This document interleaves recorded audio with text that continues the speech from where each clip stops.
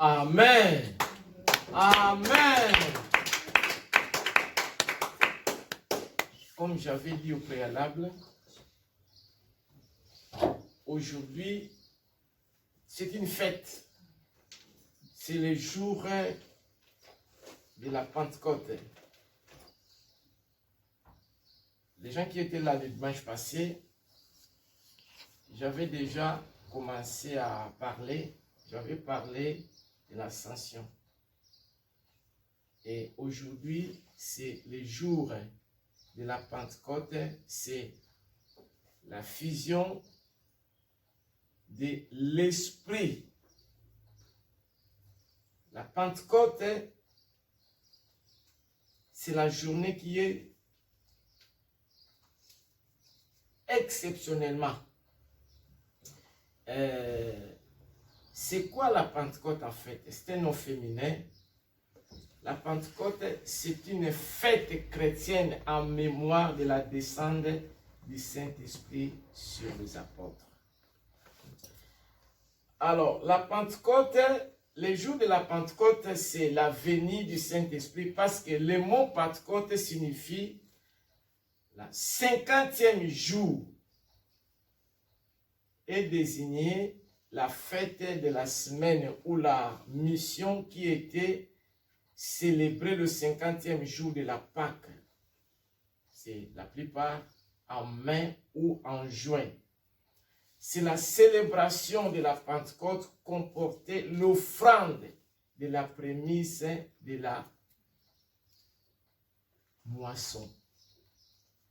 Alors, la venue du Saint-Esprit en ces jours-là correspondait aux prémices de l'héritage du croyant.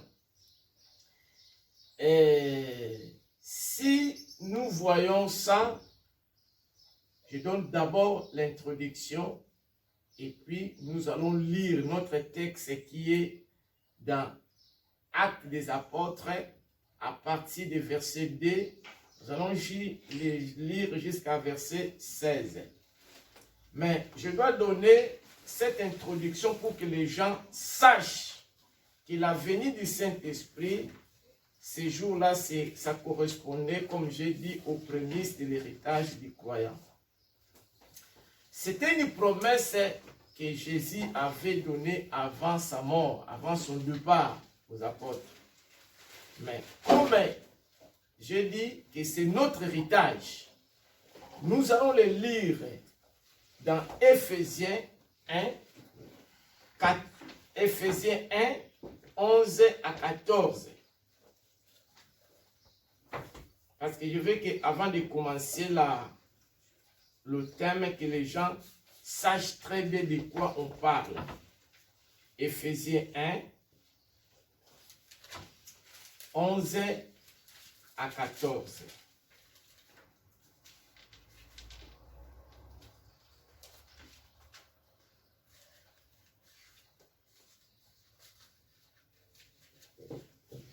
Éphésiens chapitre 1, verset 11 à 14, je lis le nom de Jésus. En lui, nous sommes aussi devenus héritiers. Donc, avec Jésus-Christ, notre union avec Jésus-Christ, nous avons reçu la part qui était promise par Dieu. Nous sommes choisis ensemble avec Dieu pour être héritiers, les héritiers. Ayant été prédestinés suivant la résolution de celui qui opère. Donc nous étions déjà choisis bien avant, prédestinés dans l'avance, selon le plan de Dieu, pour réaliser toutes choses conformément à celle que Dieu avait décidé et voulu. Nous étions déjà prédestinés. Ce n'est pas en vain que vous êtes là choisis. Nous étions déjà choisis. On était choisis au préalable. D'après les conseils de sa volonté. D'après les conseils de sa volonté. Afin que nous servions à la louange de sa gloire. Afin que nous servons donc dans la grandeur, dans la louange qui nous a été prédestiné, de sa gloire, dans notre espoir, dans le Christ. Nous qui d'avance avons Vous êtes déjà espéré dans en quel verset, Christ. s'il vous plaît? 12. En lui, vous aussi, après avoir entendu la parole de la vérité, l'évangile de votre salut, en lui, vous avez cru et vous avez été scellés du Saint-Esprit. En lui, nous étions déjà été scellés, comme nous étions donc cachetés du Saint-Esprit. Lequel est un gage de notre héritage pour la rédemption de ce que Dieu s'est acquis à la louange de sa gloire. Avec lui, on avait déjà été une bonne nouvelle de salut. Nous avons celui que nous avons pris en Jésus-Christ. Dieu nous a mis dans sa marque une personne en nous donnant le Saint-Esprit qui nous a promis. Verset 14. Lequel est un gage de notre héritage. Le Saint-Esprit est un gage. Il nous garantit le bien de Dieu. Pour la rédemption de ce que Dieu s'est acquis. Pour la rédemption de ce que Dieu nous a acquis. Il nous a assuré que nous posséderons notre délivrance et sera complète. À la louange de sa gloire. À la louange de sa gloire. Raison pour laquelle j'ai déjà dit que c'est l'héritage des croyants. Très chers frères et sœurs, l'héritage, on ne laisse pas ça à n'importe qui. Si on veut laisser l'héritage, on ne laisse pas ça à n'importe qui. Donc, il doit être déjà préparé, il doit être choisi. Exemple, vous avez un bébé de 2 mois. Est-ce que vous avez laissé vraiment l'héritage pour qu'il puisse gérer? Non. Vous allez donner ça à quelqu'un qui est déjà mature. Donc, le Saint-Esprit, c'est notre héritage. Comprenez le mot héritage. Alors, la promesse du Saint-Esprit, comme je dis, de la venue du Saint-Esprit, c'est la manifestation soudaine de la puissance de Dieu. Et cette promesse reste d'actualité. Jusqu'à maintenant, c'est actuel. Même dans ces jours que nous sommes, nous rappelons toujours la descente du Saint-Esprit. C'était sur les apôtres, mais aujourd'hui, c'est pour nous. C'est un événement promis par Jésus-Christ avant sa mort. Cette promesse du Saint-Esprit qui s'accomplisse suivant et souvent la promesse de Dieu, le Saint-Esprit descendra sur vous. C'était pour les apôtres, mais aujourd'hui c'est pour toi et moi. C'est pour toi et moi. Ce n'est pas quelque chose de banal. La Saint-Esprit, c'est une personne, c'est une puissance. Et cette puissance, c'est pour vous et moi.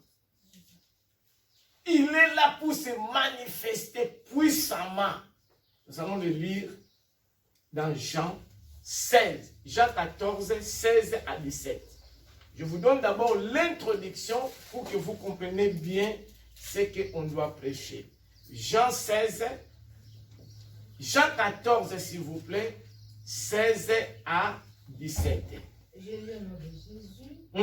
Et moi, je prierai le Père, et il vous donnera un autre consolateur, afin qu'il demeure éternellement avec vous. Amen. L'esprit de vérité que le monde ne peut recevoir, parce qu'il ne le voit point et ne le connaît point.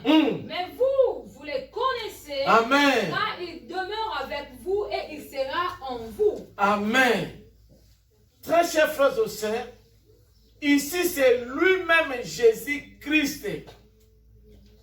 Jésus-Christ, c'est lui-même qui nous donne cette promesse qu'il va nous envoyer le Saint-Esprit. Il était prêt de partir, de mourir. il dit à ses disciples, si vous m'aimez, gardez mes commandements. Moi déjà je pars, mais je demanderai à mon Père de vous donner quelqu'un d'autre pour venir vous aider et qu'il soit toujours avec vous. Donc, le Saint-Esprit est toujours avec nous. Et il est qui? Il est une aide, un appui. Verset 17. C'est l'esprit de la vérité. Parce que Jésus, il dit que je suis le chemin, la vie et la vérité. Alors la Bible nous dit ici que c'est l'esprit de la vérité. Le monde ne peut pas le recevoir parce qu'il ne peut pas ni le voir, ni le connaître. Mais vous le connaissez parce qu'il demeure avec vous. Il sera toujours avec vous. Donc le Saint-Esprit, il demeure ensemble avec nous. Et il est tous les jours ensemble avec nous. Je dois vous donner un exemple simple. Voyez mon fils Excel, il sait s'il y a un problème à la maison entre ses frères. Il court directement chez papa. Pourquoi? Parce qu'il sait que chez papa, j'ai la protection. Et quand papa est là, il n'y a pas de problème. Donc, il sait que papa, il a tout. Papa, il demeure ensemble avec moi. Papa, il possède tout. Papa a la protection. Papa a la sécurité. Donc, la présence de papa, c'est tout. C'est comme le Saint-Esprit. La Bible nous dit, il est ensemble avec nous. Et il demeure. Donc, il est à côté de nous. Il est devant nous. Il est derrière nous. Pour nous protéger, pour nous sécuriser, pour nous garder, pour nous assurer, pour nous aider. Amen. Alors, ce matin, ce que je vous dirai, il y a toujours l'espoir. Il est là à côté de nous. Il peut y avoir des problèmes, il peut y avoir des difficultés, mais le Saint-Esprit est le meilleur aide qui est à côté de nous, qui est ensemble avec nous, qui est toujours avec nous. Deuxième verset qui nous prouve qu'il est ensemble avec nous. Nous allons le lire. Actes 1:8. Ça, je vous donne d'abord l'introduction. Acte 1:8. Acte chapitre 1, verset 8, Jésus, nom de Jésus. Mais vous recevrez une puissance, le Saint-Esprit survenant sur vous, et vous serez mes témoins à Jérusalem, dans toute la Judée, dans la Samarie et jusqu'aux extrémités de la terre. Vous recevez une puissance. Vous recevez une puissance. Le Saint-Esprit descendant sur vous. Alors, vous serez qui? Mes témoins. Donc, nous avons la puissance. Le Saint-Esprit nous donne une puissance de s'exprimer, de faire tout ce que nous avons besoin. Mon frère, tu as une puissance.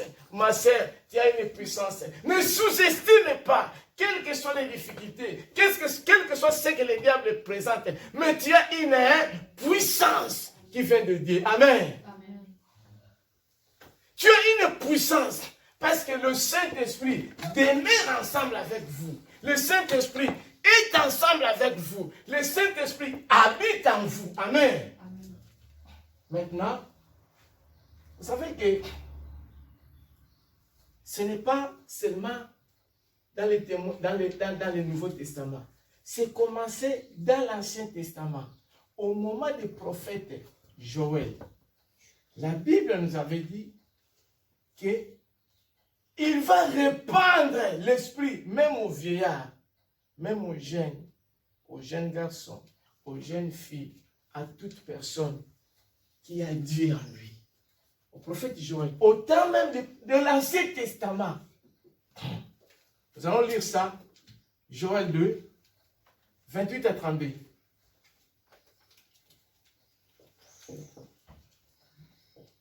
Joël 2. Je lis au nom de Jésus. Après cela, je répandrai mon esprit sur toute chose. Ici, c'est lui-même le Seigneur Dieu qui parle. Je vous dis que ce n'est pas du moment seulement de l'Ancien, du Nouveau Testament. C'est à partir de l'Ancien Testament. Il dit, je répandrai mon esprit. Je répandrai mon esprit. Très chers frères et sœurs, je voulais dire une chose. Le Dieu Tout-Puissant nous annonce les choses les plus merveilleuses. Au-delà de l'esprit, il y a aussi des merveilles de Dieu. Le bien matériel, le bien spirituel, le bien sur tous les plans. Il dit, je répandrai mon esprit. Continuez ma sœur. Vos fils et vos filles prophétiseront. Est-ce que vous avez écouté? Vos vieillards auront des songes et vos jeunes gens des visions. Même sur le serviteur et sur les servantes. Même sur les serviteurs, les servantes, les vieillards, ne vous en faites pas. Quel que soit votre âge, le Seigneur est là. Il va te répandre de son esprit. Même si votre état, oh je suis malheureux, oh je suis malade, oh, je suis toi. Mais le Saint-Esprit, le Seigneur, c'est lui-même qui nous donne quoi? Cette promesse divine. Il dit, je répandrai mon esprit. Et au-delà de cet esprit, il y a des bénédictions qui nous accompagnent sur tous les plans. Amen. Il dit, hein, il nous annonce les choses plus merveilleuses, plus grandes. Il répandra son esprit sur toutes, chers, chacun de nous, les vieillards, les jeunes hommes, les jeunes filles, les serviteurs, les servantes. Pourquoi? Pour recevoir la grâce du Saint-Esprit, la puissance du Saint-Esprit, la capacité du Saint-Esprit de saisir de diverses manières le dessein de Dieu tout-puissant. Vous recevrez la puissance. Il va répandre à toute personne sans exception. Dans ces jours-là, je répandrai mon esprit. Je ferai paraître des prodiges dans les cieux sur la terre. Je ferai quoi? Paraître de quoi? Des prodiges. Donc des choses exceptionnelles, des choses merveilleuses. Ce matin, Dieu veut te montrer, veut te donner, veut te réaliser des choses exceptionnelles, des choses que vous n'avez jamais vécues, des choses que vous n'avez jamais touchées, des choses que vous n'avez jamais vues. Au nom de Jésus de Nazareth, reçois tout ce que ces jours-là, vous êtes là, vous allez saisir, vous allez expérimenter, vous allez vivre des choses exceptionnelles. C'est à toi maintenant de profiter. Le Saint-Esprit est là. Continuez ma sœur. Du sang, du feu et des colonnes de fumée. Le soleil se changera en ténèbres. Dieu veut changer ta vie maintenant. Comme le soleil va se changer. En quoi? En ténèbres. En ténèbres. S'il y avait le ténèbre dans ta vie, le Seigneur veut éclairer ce matin ta vie par la puissance du Saint-Esprit. Au nom de Jésus de Nazareth. Toute obscurité qui vivait dans ta vie, toute obscurité qui te suivait, toute maladie, toute chose qui était comme ténèbres, ce matin, le Seigneur, par la puissance du Saint-Esprit, il veut briller nos vies, il veut changer nos vies, il veut transformer nos vies, il veut modifier nos vies, au nom de Jésus de Nazareth. Et la lune en sang avant l'arrivée du jour de l'Éternel, de ce jour grand et terrible. Alors quiconque invoquera le nom de l'Éternel sera sauvé. Amen. Le salut sera sur la montagne de Sion et à Jérusalem, comme a dit l'Éternel, et parmi les réchappés que l'Éternel appellera. Merci. Très cher frères et sœurs, ce matin, aujourd'hui, nous les chrétiens, le jour de Pentecôte, c'est la date précise dans le calendrier des croyants. elle marque la première expérience du Saint-Esprit. Et ce matin, nous aussi, nous voulons en profiter, de vivre, entrer dans nos vies, comme il est entré dans les vies des disciples, des apôtres. Ce matin, le Saint-Esprit fait ses journées pour toujours dans nos vies. La puissance de Jésus-Christ qui a déjà fait de grandes choses. Le pouvoir de Jésus-Christ, le ressuscité, il va se démontrer. Il va se montrer par la venue du Saint-Esprit dans nos vies. Très chers frères et sœurs, je voulais dire que ce matin, nous devons être changés, comme j'ai dit, transformés, équipés par la puissance du Saint-Esprit. Parce que c'était la mission pour les apôtres, mais aujourd'hui c'est pour nous. Aujourd'hui c'est pour nous. Le Seigneur veut faire de grandes choses. Pourquoi? Parce que comme nous sommes les enfants de Dieu, comme nous sommes la prunelle de Dieu, nous devons être convaincus que chacun de nous, dans son statut des enfants de Dieu, le Saint-Esprit nous rend capables d'obéir à la parole de Dieu, d'obéir à Dieu, d'être fidèles. Il nous donne la certitude que nous sommes ensemble avec Dieu. Et nous ne sommes pas n'importe qui. Nous sommes précieux. Nous sommes très précieux devant Dieu. Nous sommes le membre de la famille dont Dieu est notre Père tout-puissant. Vous n'êtes pas n'importe qui. Vous n'êtes pas n'importe qui, ma sœur. Nous devons être rassurés que notre Père dispose pour nous toutes choses, bien que pour nous, pour que nous soyons heureux, pour que nous soyons heureuses, pour que nous restons toujours confiants en lui. Pourquoi? Parce que notre Père est fidèle. Il nous aime tant. Nous allons lire Romains 8, 14 à 17. Romains 8,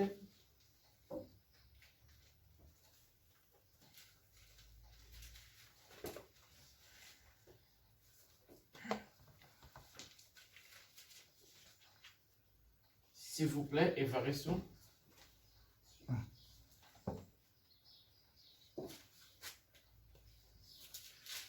Romains 8, 14 à 17. Romains chapitre 8, 14 à 17, je vais lire Jésus. Car tous ceux qui sont conduits par l'Esprit de Dieu sont fils de Dieu. Tous qui sont conduits par l'Esprit de Dieu sont fils de Dieu. Est-ce que nous sommes conduits par l'Esprit de Dieu? Parce que la Bible nous dit tous, sans exception, qui sont conduits par l'Esprit de Dieu sont fils de Dieu. Oh, pour être fils de Dieu, il faut d'abord, la première condition, recevoir le Seigneur Jésus-Christ en nous comme notre Seigneur et Sauveur. C'est alors que nous devenons un enfant de Dieu. Parce que la Bible nous dit, à tous ceux qui l'ont reçu, à tous ceux qui croient en son nom, il les a donné le pouvoir, la capacité de devenir enfants de Dieu. Tous, sans exception. La Bible nous dit, tous ceux qui sont conduits par l'Esprit de Dieu sont comment? Fils de Dieu. Donc nous sommes les fils du Père Céleste. Il est notre Père. Amen. Continuez, ma sœur. Et vous n'avez point reçu un esprit de servitude. Vous n'avez pas reçu un esprit de servitude. Vous n'avez pas reçu un esprit qui vous rend esclave. Vous n'avez pas reçu un esprit de père. Mais vous avez reçu un esprit comment?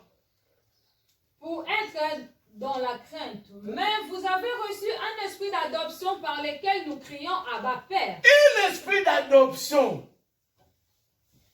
l'Esprit de Dieu atteste lui-même à notre esprit que nous sommes enfants de Dieu. Amen.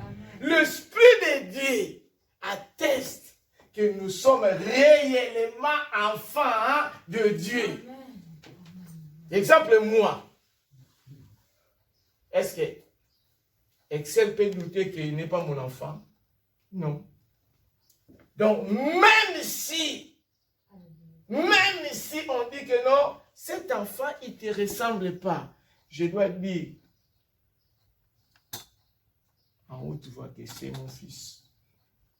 Si vous ne croyez pas, on y va pour faire le test d'ADN. Mais s'il n'est pas ton fils, est-ce que tu peux dire comme ça? Tu dois déjà... Bon, si les gens disent qu'on peut faire le test d'ADN déjà, ça sera compliqué. Bon, on ne peut pas aller. Donc, j'aurai déjà des raisons. Mais si je dis avec force que même s'il ne me ressemble pas, il est mon fils. Je sais que c'est mon fils. Bon, on y va faire le test d'ADN.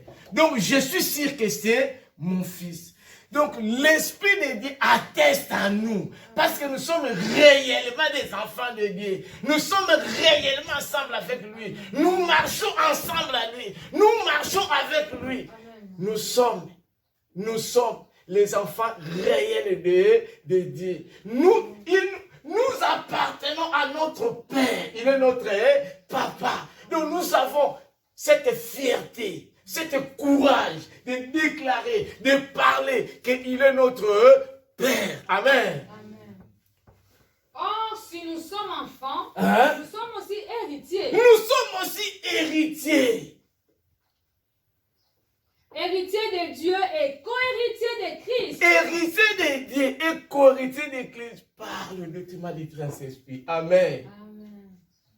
Si toutefois nous souffrons avec lui afin d'être glorifiés avec lui. Ce matin, le Saint-Esprit veut nous glorifier. Amen. Nous glorifier. Nous glorifier. Nous glorifier. Amen.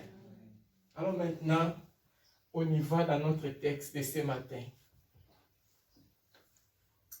Acte 2. Nous allons commencer notre texte de ce matin. Le Pentecôte, c'est le résultat de la manifestation de la puissance et des signes venant du Saint-Esprit dans la vie d'un croyant. C'est le résultat, c'est la manifestation. Acte 2. 1 à 16, s'il vous plaît.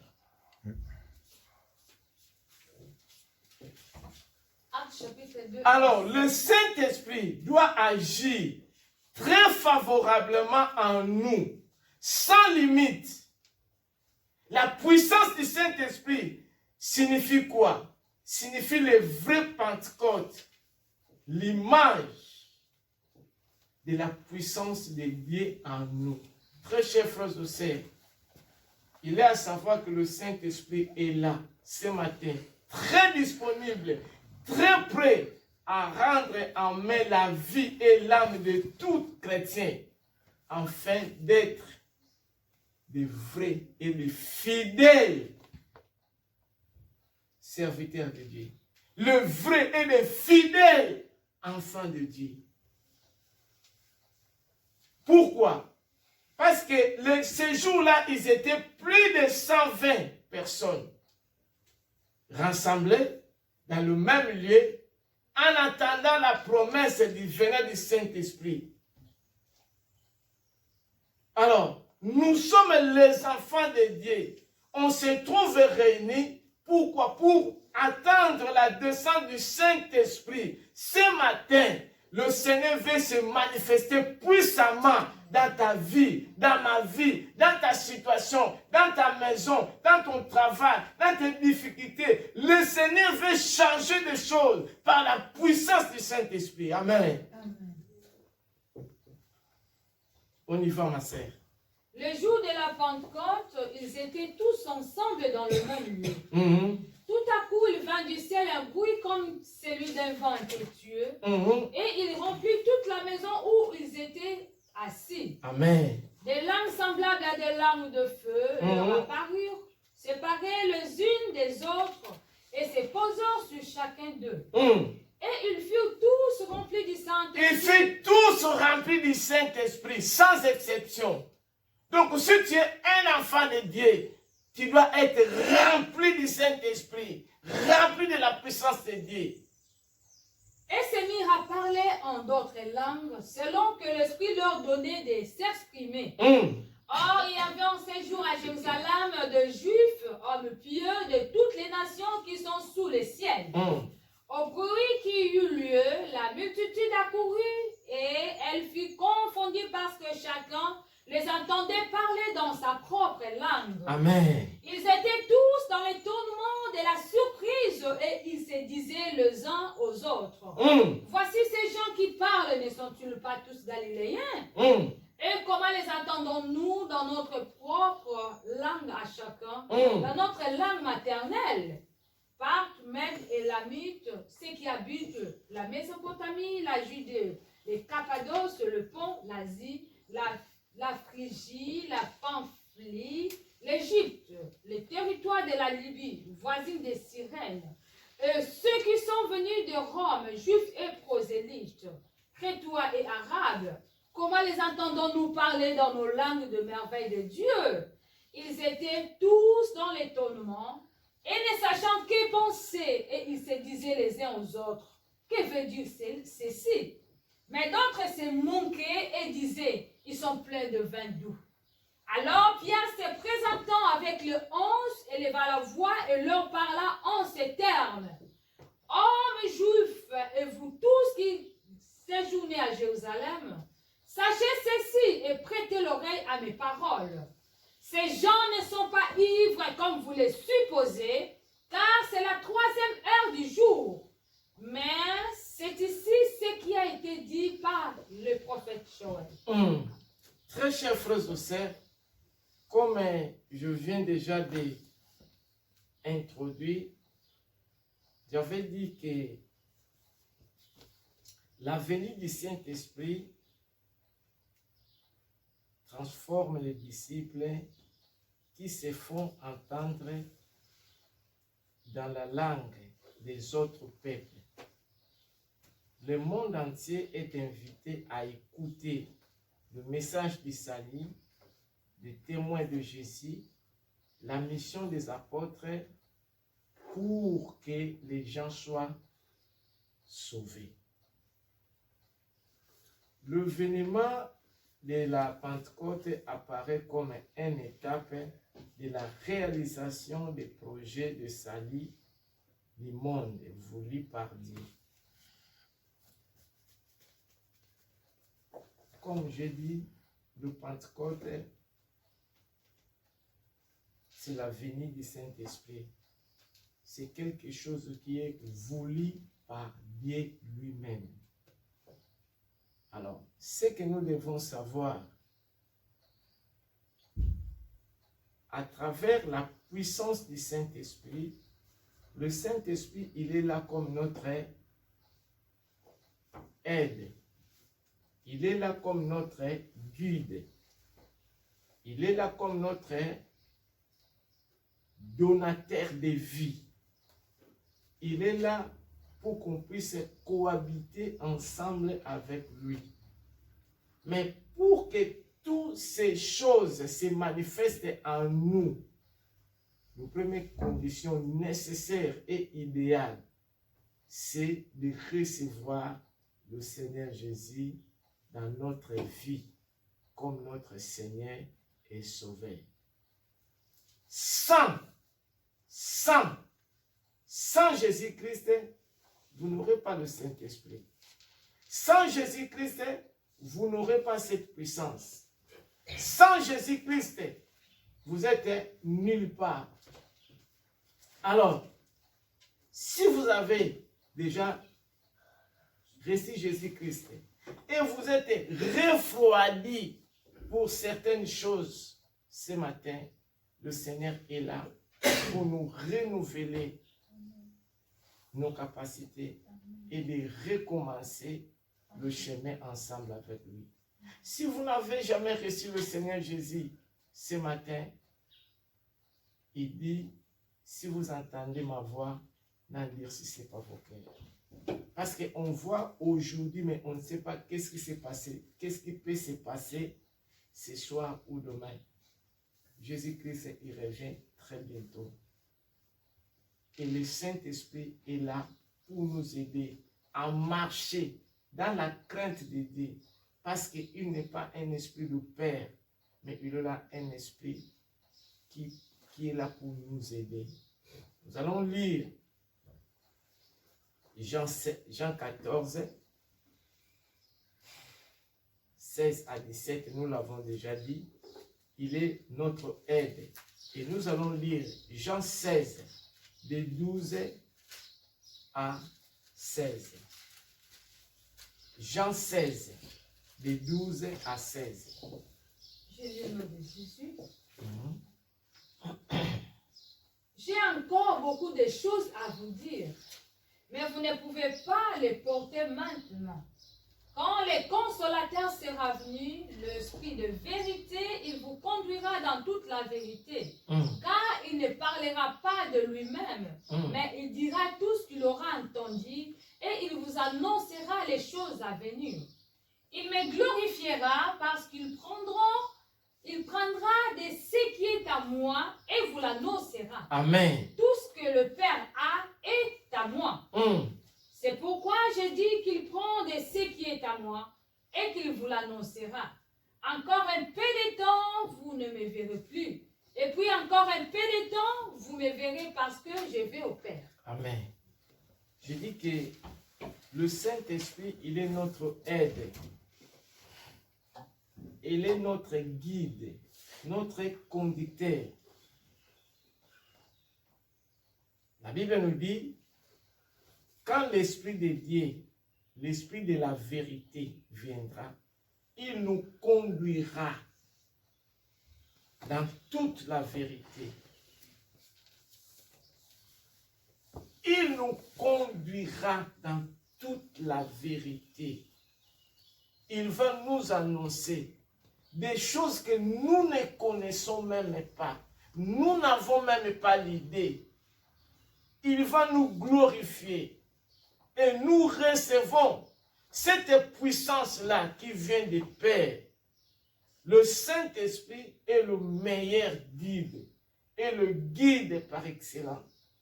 Si nous voulons marcher de progrès en progrès, de victoire en victoire, de dimension en dimension,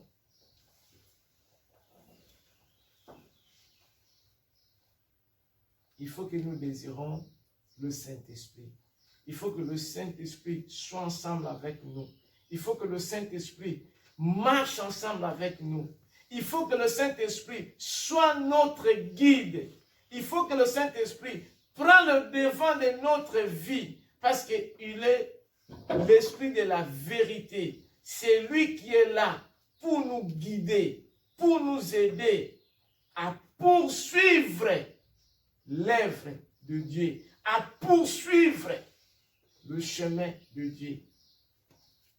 Est-ce que dans notre marche, qui est notre guide?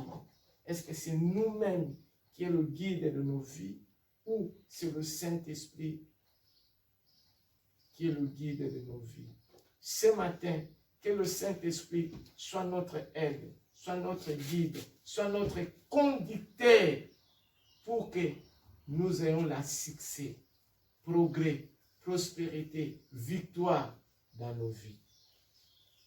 Le Saint-Esprit, c'est une source comme un fleuve. Source d'eau vive. Nous allons le voir dans Jean 7, 37 à 29.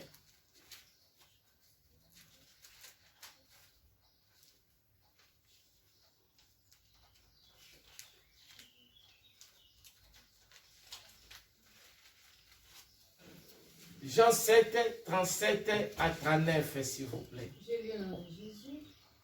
Le dernier jour, le grand jour de la fête, Jésus se tenant debout s'écria, si quelqu'un a soif, qu'il vienne à moi. Si quelqu'un a soif, c'est lui-même Jésus qui dit, le dernier jour, le jour de la fête, le jour le plus solennel, ce n'est pas n'importe quel jour. Et le jour-là, Jésus lui-même s'est mis debout et il cria. Jésus cria pour toi et moi, pour que nous soyons sauvés, pour que nous soyons délivrés, pour que nous soyons libérés. C'est Jésus lui-même qui crie. Qu'est-ce qu'il dit? Celui qui croit en moi, de fleuves d'eau vive couleront de son sein. Celui qui croit en moi. Qu'est-ce que Jésus dit? Celui qui croit en moi, de fleuves d'eau vive couleront de son sein, comme dit l'Écriture.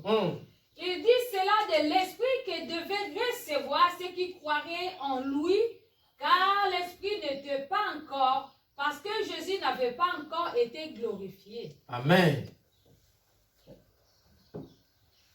Je voulais vous dire quelque chose que beaucoup de gens ne savent pas. Exemple, moi, je m'appelle Antonio Masungona. Mon prénom, c'est Antonio. Mon nom, c'est Masungona. C'est le nom de la famille. Antonio, c'est le nom de toute la famille. Non? Jésus-Christ, avant Luc 4, il était Jésus. Et le Christ, ce n'est pas le prénom de Jésus. Hein? Le Christ, c'est quoi? C'est ouin. Le ouin, c'est après avoir que Jésus était parti pour prier 40 jours et 48. Qu'est-ce que la Bible dit? Il a eu la puissance du Saint-Esprit. Il est devenu le ouin excellent au-dessus. Et le diable est venu même le tenter. Il n'arrivait pas. Parce que Jésus était revêtu du Saint-Esprit. Est-ce que vous voyez? Avant ça, il était Jésus normal. Fils d'un charpentier. Fils de quelqu'un. On le voyait un homme comme ça. Mais après avoir parti, prié, 40 jours, 40 nuits, il était comment? Revêtu du Saint-Esprit. Et Jésus dit, qu'est-ce qu'il a dit? Celui qui croit en moi, celui qui croit en moi, les fleuves d'eau vive couleront. Les fleuves d'eau vive couleront. Donc la vie se trouve qu'en Jésus. Le salut se trouve qu'en Jésus. Celui qui croit en Jésus a la vie éternelle. Amen. Et celui qui vient en Jésus, qui a soif, le fleuve d'eau, ce n'est pas n'importe d'eau. Ce n'est pas n'importe d'eau. L'eau vive couleront. Amen. Ce matin, si nous avons soif avec Jésus, par la puissance du Saint-Esprit, Jésus veut couler, fleuve d'eau vive.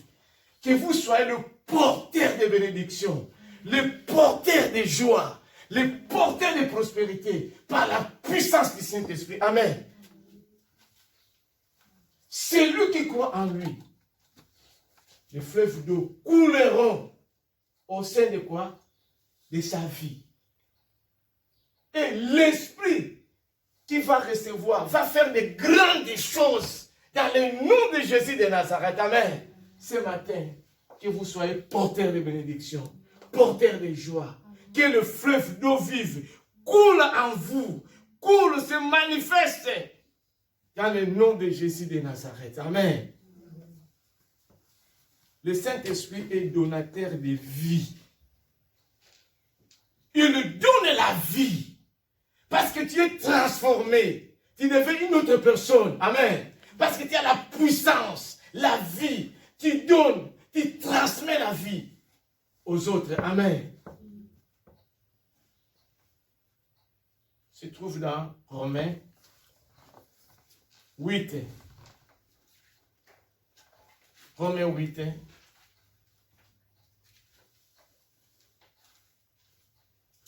11 à 17, s'il vous plaît. Romains 8. Romains 8, 11 à 17, j'ai le nom de Jésus.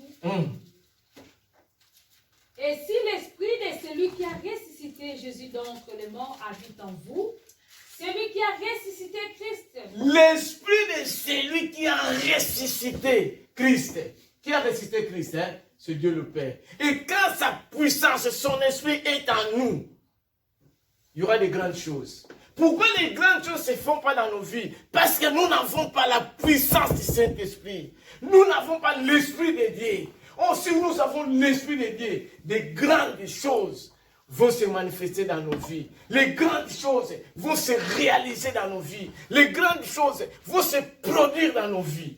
Celui qui a ressuscité Christ d'entre les morts rendra aussi la vie à vos corps mortels par son esprit qui habite en vous. Ainsi donc, frères, nous ne sommes point redevables à la chair. Nous ne sommes pas redevables à la chair. Pour vivre selon la chair. Pour vivre selon la chair. Donc si vous avez l'Esprit de Dieu, il faut vivre comment? Selon quoi? Selon l'Esprit. Et nous allons voir ça. La Bible dit, marchez selon l'Esprit, vous n'accomplirez pas les désirs de la chair. Donc si nous avons l'Esprit de Dieu, nous devons vivre selon l'Esprit. Si vous vivez selon la chair, vous mourrez. Mais si par l'Esprit, vous faites mourir les actions du corps, vous vivrez. Amen. Car tous ceux qui sont conduits par l'Esprit de Dieu sont fils de Dieu. Sont fils de Dieu. Tous qui sont conduits par l'Esprit de Dieu sont fils de Dieu. Est-ce que vous êtes fils de Dieu ou vous êtes fils du diable? Parce que le diable vous amènerait directement à l'enfer. Mais Jésus vous amènerait directement au paradis. Si vous marchez avec un compagnon de route, il faut savoir où est-ce que ce compagnon de route vous amène. Amen. Jésus nous amène tout droit jusqu'au ciel, au paradis. Mais le diable, avec le plaisir de ce monde, qui vous distrait, qui vous montre, il vous amènera directement à l'enfer. Oh, l'enfer, ce n'est pas fait pour vous et moi. L'enfer, c'est fait pour les démons et le diable. Mais Dieu veut qu'on puisse marcher selon l'Esprit. La Bible dit, marchez selon l'Esprit, vous n'accomplirez pas les désirs de la chair. Nous allons le lire. Et vous n'avez point reçu un esprit de servitude pour être encore dans la crainte, mais vous avez reçu un esprit d'adoption par lequel nous crions Abba Père. Pour ce qui concerne les temps, nous allons lire, comme je viens de dire, les versets de la marche avec le Christ. Vous pouvez se mettre, maman. Je voudrais dire quelque chose qui est très important. L'Esprit de Dieu nous conduit. Marcher selon l'Esprit et non selon la chair. Pourquoi? Parce que toute personne réellement convertie à Christ est habitée par le Saint-Esprit. Parce que le Saint-Esprit habite en nous. Alors, l'esprit de la chair, il y a deux choses différentes que nous devons savoir. L'esprit de la chair, les sentiments de la chair, notre nature pécheresse sont toujours en conflit continuel avec l'esprit de Dieu. L'esprit de la chair, le désir de la chair est en contradiction avec l'esprit de Dieu. Pourquoi? L'esprit de la chair et la chair nous pousse les croyants, les chrétiens au mal. Parce que la chair, il nous pousse toujours dans le mal. Mais l'esprit de Dieu produit en nous les vertus de Dieu, les vertus de Christ, la manière de Christ, le comportement de Christ. Parce que Jésus-Christ, c'est notre modèle idéal. Est-ce que vous m'entendez? L'esprit de la chair, le péché, est en conflit avec l'Esprit de Dieu à chaque moment que nous allons vivre. Mais l'Esprit de Dieu nous pousse à la vertu de Dieu, à la vertu du Christ. Raison pour laquelle la Bible dit, marchez selon l'esprit, vous n'accomplirez pas les désirs de la chair. Et vous devrez savoir quelque chose. Marcher selon l'esprit, c'est quoi? C'est obéir à Dieu, obéir à Christ, obéir à Saint-Esprit, qui nous conduit à la crainte de Dieu, qui nous conduit continuellement à vivre selon la parole du Christ. La Bible nous dit dans 1 Jean 2, versets 15 à 17, que n'aimez point le monde, ni les choses qui sont dans le monde. Si quelqu'un aime le monde, l'amour de Dieu n'est pas en lui. Donc, si vous aimez le monde, vous êtes ennemi de Dieu. Si vous aimez Dieu, il faut être ennemi du monde. Voyez. Alors, ce matin, marchons selon l'esprit. Il faut vivre selon l'esprit. Selon la chair, attention, parce que les chrétiens et les croyants appartiennent à Dieu. Et nous avons le sceau de l'esprit de Dieu en nous. Le cachet sec. Donc, l'esprit de Dieu, l'esprit de Christ, vient donc résider en toi, en nous, et nous rend toujours très capables d'amener une vie agréable à Dieu, d'amener une vie parfaite à Dieu, d'avoir une part dans la vie éternelle. Papa, si vous pouvez nous lire ces versets, c'est là où je dois clôturer. Galates 5, nous allons lire les 16. Galates 5, 16 à 25. C'est là où nous allons terminer. Galates chapitre 5, verset 16 à 21, je lis Jésus. J'ai dit donc, marchez selon l'esprit et vous n'accomplirez pas les désirs de la chair. S'il vous plaît, ça c'est notre frère apôtre Paul. Est-ce que vous avez vu comment il commence la phrase? Je ne sais pas si vous avez compris. Je ne sais pas si vous avez compris comment il commence la phrase. Il dit, j'ai dit donc, voici donc, je vais vous dire. Donc, l'apôtre Paul, il parle aux gens qui connaissaient déjà la situation, mais ces gens-là, comme si ils négligent. Il dit, j'ai dit donc, je vous redis encore. Continuez la phrase, ma sœur. Marchez selon l'esprit et vous n'accomplirez pas. Marchez selon l'esprit et vous n'accomplirez pas les désirs de la chair.